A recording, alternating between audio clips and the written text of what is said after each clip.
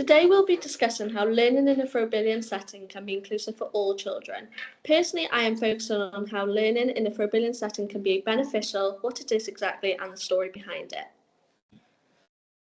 Frederick Froebel said, "I wanted to educate people to be free, to think, to take action for themselves." This quote highlights how Froebel's way of thinking applies to all children with all different needs, making it an inclusive approach of learning as it focuses on each individual child's ability and not on the class as a whole. Learning in a Froebelian setting can be highly inclusive for all children when its core principles are applied to promote inclusivity, equity, and individual needs. Some different ways of ensuring this are through using the child-centred approach, focusing on the role of play, ensuring the use of Froebel's gifts and occupations within the classroom, focus on the children's relationships and community, using outdoor and nature-based learning frequently with the children, and valuing the whole child. The child-centred approach is effective because Froebel emphasised respect for each child's individuality. Therefore, through using this approach, there's opportunity to be inclusive for all different levels of learning by allowing self-paced learning and offering a range of open-ended activities that are suitable for various abilities. Therefore, emphasising that you recognise that each child learns differently. It also encourages children to follow their natural curiosity, which is very beneficial for neurodiverse children or children with specific needs. Focusing on the role of play within learning is essential in a Froebelian setting, as Froebel believed play to be the highest expression of human development in childhood. Through providing the children the opportunity to have free and structured play, children with physical, sensory, or cognitive disabilities can take part easily with small adaptations. Play also encourages peer interaction, so children can build on their social skills. Lastly, symbolic play and storytelling allows children from different cultural backgrounds to express their experiences and identities. The use of Froebel's gifts and occupations within the classroom promote learning through hands-on exploration. Their concrete tactile nature benefits children with sensory processing needs or developmental delays. The activities can be either simplified or extended depending on the child's individual abilities and level. It's very important for Froebelian educators to have focus on each child's relationships and communities so that every child feels valued and connected within their environment. A Froebelian setting can strengthen adult, child, and peer relationships. Group activities also encourage cooperation and empathy. Outdoor and nature-based learning are a must due to Froebel valuing nature as a teacher, as it provides sensory-rich experiences that are beneficial for children with additional needs. It can also be less restricted for children who might struggle in a traditional classroom setting. In outdoor learning, there's an encouragement for movement and exploration, which supports various learning styles. Valuing the whole child is central to Froebel's theory, as it goes beyond academics to include emotional, social, physical, and spiritual development of a child. This holistic approach ensures that all children, regardless of background or ability, have opportunities to grow in all areas. This slide shows the story of Froebel Trust, which emphasises the progress it's made and its strong effect on education over the last almost 200 years. In 1837, Froebel opened the Institute for the Fostering of Little Children in Germany. He then, in 1840, renamed this as kindergarten, which was a new word he had created to express his vision for early childhood education. In 1861, a book named Pedagogics of the Kindergarten, Ideas Concerning the Play and Playthings of a Child, was published in Germany. The book was made of a collection of 15 essays by Froebel that were about the education of young children. In 1874, the Froebel Society is founded in England. This was founded in order to promote the kindergarten system. Then in 1887, the National Froebel Union was created.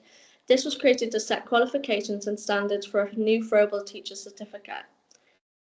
In 1938, the Froebel Society and National Froebel Union joined together to create the National Froebel Foundation.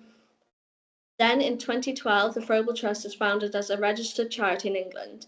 This emerged from the Incorporated Froebel Educational Institute, which first became established in 1892. Later, in 2013, the National Froebel Foundation closed and became part of the new Froebel Trust, making it the Central Froebel Foundation.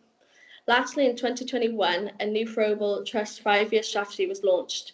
It was designed in order to promote and advance Froebelian approaches to education and learning through various things, including enabling through grants, informing with training resources and events, connecting through strong networks and collaborations, evidencing characteristics and benefits of Froebelian approaches, and championing the strengths of children, families, educators, and play. These are all very beneficial for the charity and for young children, as it provides more opportunities for schools to teach children within a Froebel setting.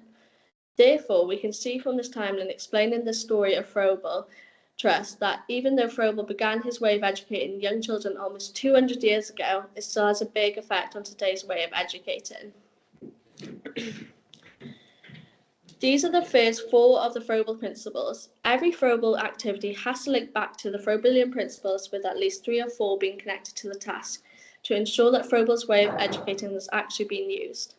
The Froebelian principles also align with the curriculum for Wales, with its emphasis on the development of ambitious, capable, enterprising and healthy learners. The Froebelian approach, which emphasises play-based learning, hands-on experience and the focus on holistic development of a child, again resonates with the curriculum for Wales to their 4 purposes. The first Froebelian principle is unity and connectedness. This states that everything in the universe is connected. Froebel believed children are whole beings whose thoughts, feelings and actions are interrelated. It refers to the holistic integration of various areas of learning while nurturing a sense of community among children. Froebel believed that education should reflect the interconnected nature of life, helping children develop an understanding of their place in the world and their relationships with others. The second principle is relationships matter. Froebel emphasises that relationships are essential importance in a child's life. This principle has a strong focus on fostering positive relationships as a foundation for learning and well-being. Froebel saw relationships as a fundamental thing in a child's development, emphasising connections with themselves, their family, peers and the wider community. The next principle is the value of childhood. Froebel believed that learning begins at birth and continues throughout life. He advocated for the importance of childhood and not as a preparation for the next stage in life and in learning, and he placed play centre stage. Another Froebelian principle is autonomous learners, meaning that each child is unique. And Froebel believed it to be important that educators focus on what each child can do as their starting point in learning instead of what they can't do. This principle emphasises that children's natural curiosity and ability to learn through self-directed exploration and engagement is key within a child's education. Additionally, helping children to reflect is a key feature of Froebelian education. These are the next 4 Froebelian principles I will be discussing. Firstly is the creativity and the power of symbols. It states that children represent their own ideas in their own way, whilst being supported by a nurturing environment and people. Froebel valued creativity and the use of symbols as essential parts of learning. Through creative activities, children can express themselves, solve problems, and develop abstract thinking. Through using symbolic play within the classroom with children, using objects to represent other things to help them develop an understanding of the world and enhance their cognitive skills. The next Froebelian principle is engagement with nature, which focuses on the child's experience and understanding of nature and their place in it. As Nia will explain in more depth, Froebel placed significant importance on nature and outdoor play, believing that hands-on experiences with the natural world are essential for children's growth. He viewed nature as a key part of education, as outdoor play helps children develop physically, emotionally and intellectually. One of the main Froebel principles is the central importance of play. Froebel felt that play helped children to relate to their inner worlds of feelings, ideas and living experiences, taking them to a new level of thinking, feeling, imagining and creating, and is a resource for the future. Froebel's theory highlights play as the most natural and important way for children to learn, and is a key part to their overall development. Chloe will expand on this Froebel principle to give you a deeper understanding of what play in education is and how it can be inclusive for all children. The last Froebelian principle is knowledge nurturing educators. Froebel believed that educators play a key role in supporting children's learning. They act as facilitators by creating a safe and supportive environment, observing children's interests and provide suitable materials and offer opportunities for exploration. This is one of the pamphlets from the Froebel Trust website called Supporting Children with Additional Needs by Eve Whistler and Lizzie Montgomery. This pamphlet states that Froebelian educators view children as whole individuals, each with their own unique needs, interests, likes and dislikes. This reinforces the view that Froebelian educators see beyond a child's additional needs or diagnosis, should they have one, and instead valuing each child as a whole individual. It also notes that to use Froebelian pedagogy to support children with additional needs, it's important to build relationships with their family and across the child's wider social network. Through this, you can develop an inclusive pedagogical approach that celebrates the uniqueness of each child. Real-life examples have shown how self-chosen play, nature, music, and movement can aid development.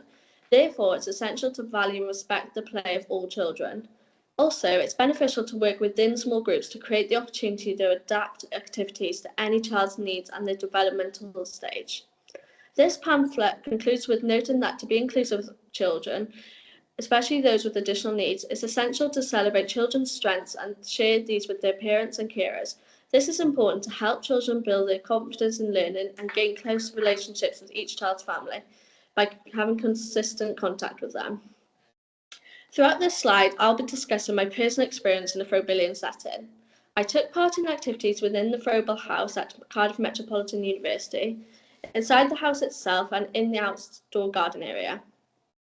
The Froebel House in the university is filled with different areas where the occupations can take place.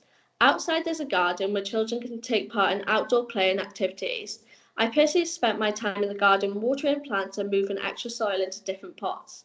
Through spending time outside doing these activities, I'd linked to the Froebelian principle of engaging with nature, unity and connectedness, and also the central importance of play, as I had my own freedom to do what I wanted.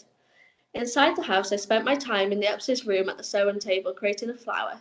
This linked to the Froebelian principles of creativity and autonomous learners, as we all created what we were able to do and there weren't any specific expectations for us all to follow. The house also had Froebel's gifts for the children to use as they wished. The Froebelian principles posters were up on the walls for the children to see and read too. When I was on placement, the classroom had a Froebelian setting which when I began, quickly noticed a lot of Froebel aspects within the classroom, which the children used every single day. I worked closely with the children when they were taking part in these Froebelian activities, and I personally saw the benefits to their education as they became more able to, as the term went on, to be independent and creative. This is a map of the classroom from my time in placement. It has many different Froebelian aspects throughout, which are greatly beneficial for the children's learning at only 3 years old. Some of the Froebelian aspects in the classroom included a room dedicated for block play, where the children were free to use as they pleased. There was also a table dedicated to using clay, which had many benefits to the children's progress of fine motor skills. A sewing table was also available for the children alongside the random objects table and the busy fingers table, which was extremely beneficial for children who had additional needs, as was every one of these Froebelian activities in the classroom. Lastly, I'll discuss the Froebelian occupations. These all provide opportunities to develop close bonds with the children, which is essential within the Froebelian principles of relationships matter. The occupations are a series of materials and activities such as clay, sewing, woodwork, paper folding, and cooking. All of these offer open-ended experiences that nurture the holistic development of all children, including those with additional needs, emphasising that all of the occupations can be inclusive for all children.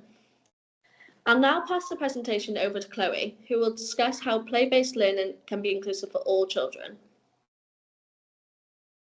The importance of play in early education. Froebel described play as the purest, most spiritual activity of a man at this age. He reviewed it as essential for allowing children to express internal ideas outwardly. Modern scholars support this, noting that play fosters cognitive flexibility and social skills. Play is essential for a child's holistic development, supporting their physical, cognitive, emotional, and social growth. Learning activities must be purposeful, creative, and hands-on to effectively engage children according to Froebelian's philosophy. Learning begins with concrete, real-world experiences before children can grasp abstract ideas. Through play, children explore patterns, relationships, and forms which help build foundational understanding across many areas. Froebel strongly encouraged fostering children's independence, imagination, and natural curiosity through play, allowing them to explore and learn at their own pace. Froebel's core beliefs about play. Play is recognised globally as a crucial tool for development, promoting all areas of child's growth. Froebel laid this foundation by showing that play helps children make sense of the world. Today, frameworks like the UNCRC and the Curriculum for Wales continue to emphasise children's right to play and learn holistically. Froebel's educational philosophy integrates naturally with the 4 purposes outlined in the Curriculum for Wales, emphasising a holistic approach to child development. The first purpose, to nurture ambitious and capable learners, reflect Froebel's focus on encouraging children to explore and engage actively with their environment, building skills that foster lifelong learning. The second purpose, supporting children as enterprising and creative contributors, align with Froebel's emphasis on creativity and self-expression through play and making. His belief in nurturing ethical, informed citizens is evident in his attention to social development and care for others, which is foundational in his teaching practices. Lastly, promoting children as healthy and confident individuals connects with Froebel's stress on well-being, physical development, and the joy of learning through meaningful activities. Moreover, Froebel's philosophy ties closely to key areas of learning and experience within the Curriculum for Wales. In expressive arts, his encouragement of creativity and hands-on making helps children develop artistic skills and imagination. The science and technology aioli connects with Froebel's focus on exploration and understanding natural materials and processes.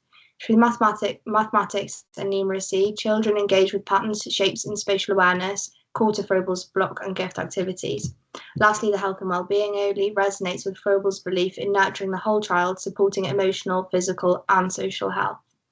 Inclusion through play. Play, particularly open-ended and sensory-based, supports children across the ability spectrum.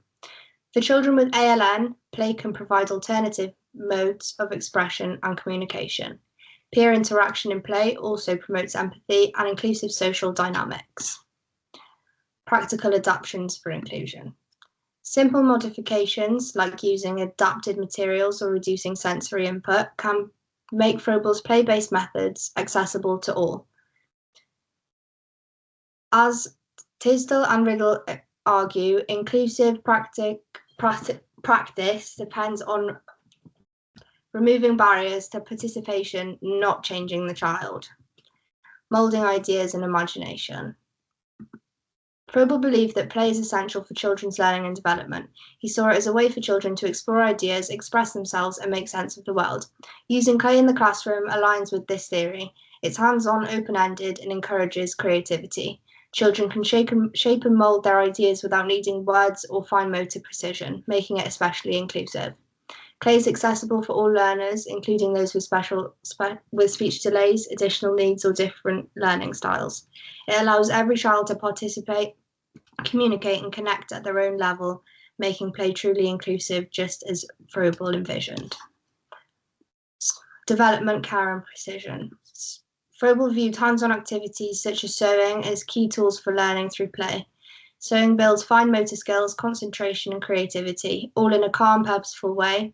It's also highly inclusive. Children of all abilities can take part with simple adaptations. It doesn't require strong language skills, making it ideal for children with speech delays or who are learning English. Plus, it supports social interaction and self-expression, which is one of the core values at the heart of Froebel's vision for early education. Block play, Froebel's gifts in action. Blocks were a fundamental part of Froebel's educational resources, designed to help children build essential skills in mathematics, design, and problem solving. Through hands-on block play, children naturally investigate key mathematical concepts such as recognizing and comparing shapes and sizes, identifying and creating patterns, understanding symmetry, and learning about structure and balance. Block play is inclusive because it's open-ended and accessible to all children. It doesn't rely on language or fine motor skills, allowing everyone to participate, collaborate, and express their ideas in their own way. These foundational skills support not only the math learning, but also design, thinking, and engineering principles. Within the Curriculum for Wales, block activities are highly relevant. The mathematics and numeracy area emphasises geometry, measurement, and pattern recognition, all of which developed through block play. Additionally, the science and technology area introduces children to basic building and engineering concepts, fostering spatial awareness and practical problem solving.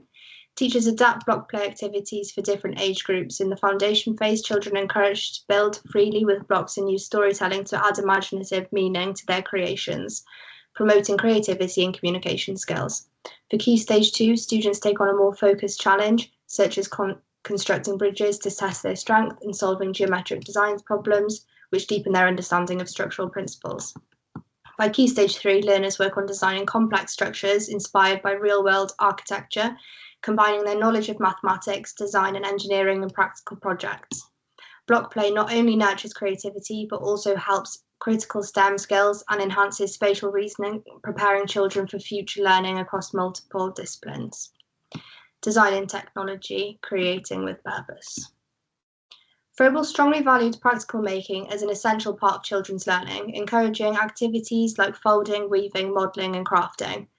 These hands-on processes engage children actively, allowing them to develop important cognitive and physical skills.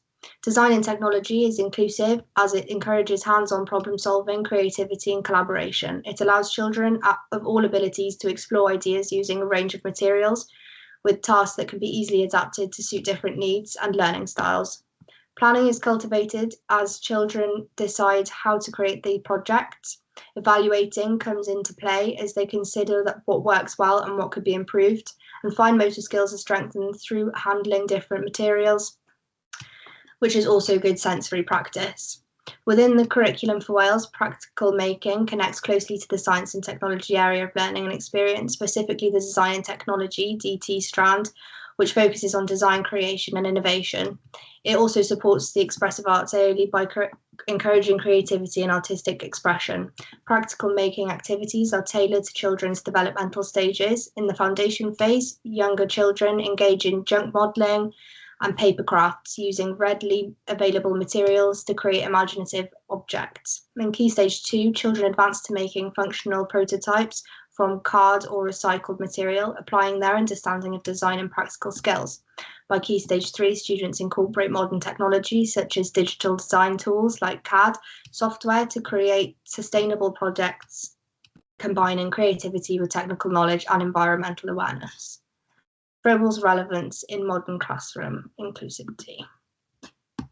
Froebel believed that every child is a unique individual with their own potential to grow and flourish. In modern classrooms, this aligns closely with the inclusive practices where we prioritise differentiation, meaning we adapt teaching to suit different abilities, interests and learning styles by focusing on the child rather than the rigid curriculum.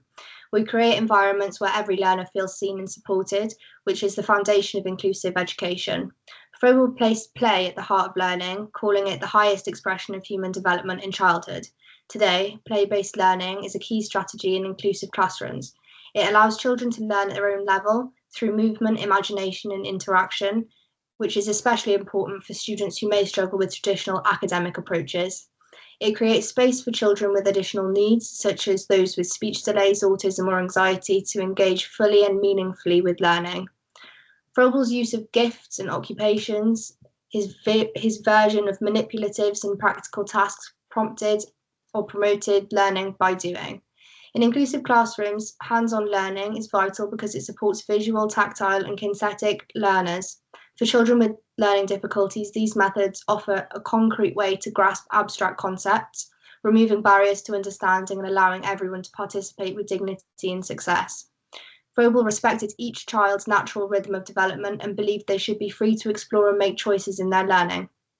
This is echoed in Universal Design for Learning, a modern inclusive framework that encourages giving children multiple ways to access, engage with, and show what they know. By allowing learners to work at their own pace and make decisions, we empower children who may need more time or alternative approaches to succeed, building confidence, autonomy, and inclusion in the process. Here are some examples of Froebel's activities that can be used within the different key stages. Conclusion and reflection. Froebel's educational philosophy centred on play-based learning continues to be highly relevant and aligns closely with the contemporary teaching methods. His belief that children learn most effectively through hands-on experiences and exploration is supported by modern research, which highlights the importance of active engagement in learning. Another important takeaway from Froebel's work is the value of structured play. When play is guided with purpose and progression, it supports the development of creativity by encouraging children to think imaginatively and solve problems. It also fosters responsibilities. Children learn to make choices, understand their actions and their consequences, and build knowledge across multiple subjects.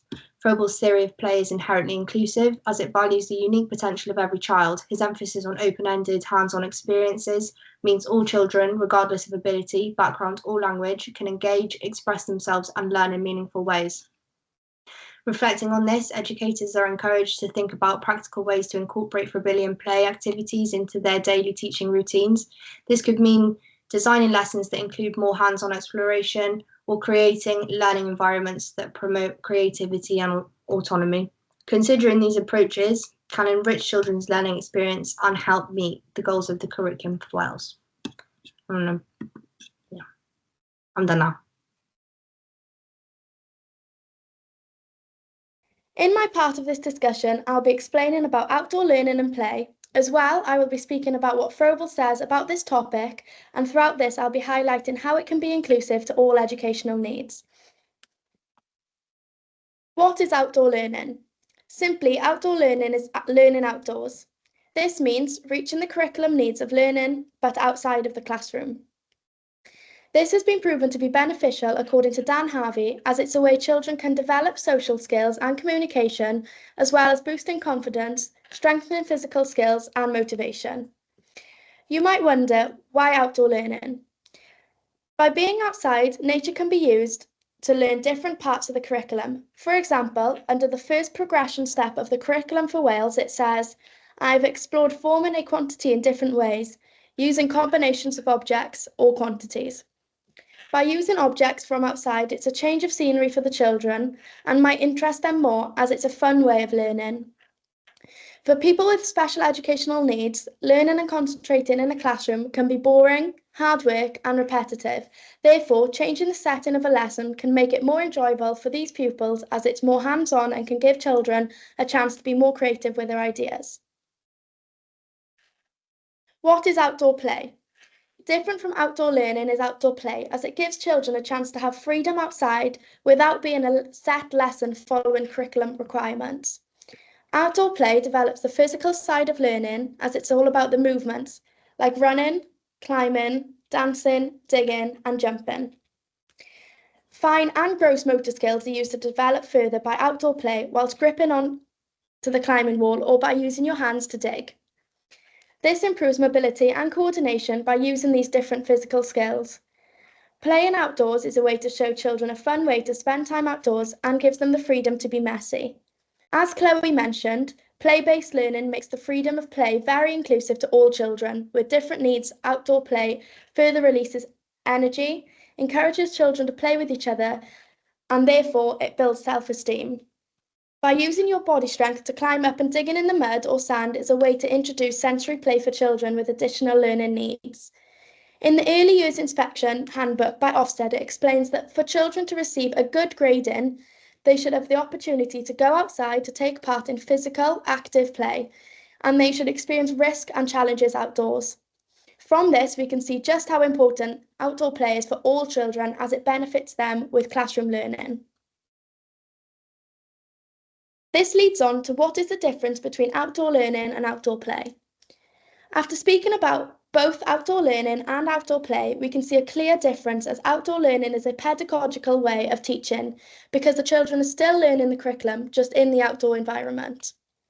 When on the other hand, outdoor play is all about having fun, engaging with nature whilst developing cognitive skills like communication and physical skills such as strength and fine and gross motor skills. Both of these, whether it's outdoor learning or outdoor play, is an amazing way to be inclusive, as it gives children who don't do as well with academic activities such as writing and reading a chance to feel successful with hands-on activities and creativeness. Playing outdoors builds a positive relationship with the outdoors, which is a positive way of bringing in Froebel's principle. You may wonder, what does Froebel say about outdoor learning? As Fionn mentioned, one of the Froebelian principles is engaging with nature. These multi-sensory and hands-on experiences stick with children until adulthood, and therefore are an important step of learning and playing in the childhood years. One of Froebel's main advocates for early years was gardening. Caring for a plant by feeding and watering it daily is a way a child can take responsibility for something, and to keep something alive teaches them patience. This quote by Froebel, "The child who has cared for another living thing is more easily led to care for his own life," emphasizes that children can care for nature, and this develops the personal skills that have been mentioned already. By caring and valuing nature from a young age, children learn to value their own life as they grow older by emotional resilience and self-respect. I experience outdoor play and learning with my Year 2 class. This map shows my classroom's outdoor play and learning area. There's an outside play area, learning table and whiteboard, building table, water play, building bricks, and tyres. As a part of one of Froebel's principles of nature, I personally help with the gardening in this school. Every week, 2 volunteers from the community came in to teach the children gardening skills. This connects with one of the Froebelian principles, which is relationships matter, as the children have the opportunity to work with people from the community and build relationships with them. This was an interesting way for the kids to learn gardening skills and take part with the hand-on experiences of gardening. As gardening is a messy task, it's an enjoyable experience for the kids with additional learning needs, as playing and digging in the mud is a good sensory activity. In the way of outdoor learning, one lesson I personally had seen taking place was PE. This was a lesson that showed outdoor learning and outdoor play. A task I observed in this school was outside was a PE lesson of creating an obstacle course. An obstacle course is a way to develop teamwork skills and problem solving as you work in a group to complete the task. To make this inclusive, it's possible to adjust the difficulty level for different children. For example, if you're weaving in and out of cones, you can move the cones further apart to make the spaces bigger. For the outdoor play side of the lesson, the children had 30 minutes at the end to have some free time to play with the bikes, scooters, and the climbing wall. All of these activities are a chance for the children to develop cognitive, physical, and emotional skills, by also expanding their fine and gross motor skills by pedaling on the bikes, riding the scooters, and climbing the wall. This task is inclusive for all students as there are no set rules, and the freedom is good for inclusivity within the class as the children can do what they want outside by running around getting rid of energy. What is forest school? Simply, forest school is a different way of learning and playing in the outdoors. An easy way to understand what forest school is by understanding the 6 principles of it. Forest school is a long-term process that takes place in a natural wooded environment. It aims to promote holistic development, offers learners the opportunity to take supported risks. It's run by qualified forest school practitioners, and the experience is child-led. To explain this clearly, forest school takes place in a woodland forest with a qualified leader rather than a classroom teacher. It's a child-led activity, which again is a big difference to a regular lesson in a classroom, and more importantly, gives the children a chance to learn lifelong skills like making fires and building shelters, whilst also having freedom to create and do these activities the way which suits them best. With this child-led activity, children are made to think imaginative and also communicate. Therefore, cognitive skills are developed. Forest school encourages children to take risks like climbing a tree or using a hammer. In this setting, they might take more risks than they would normally in a classroom, as this is a way of playing, expands confidence and gains your strength. Forest school relates back to what one of Froebel's principles says about kids engaging with nature. Also, this freedom is an excellent way for learners to be inclusive, as there is many ways to adapt the activities to make them inclusive for all educational needs. What Froebel says about forest school.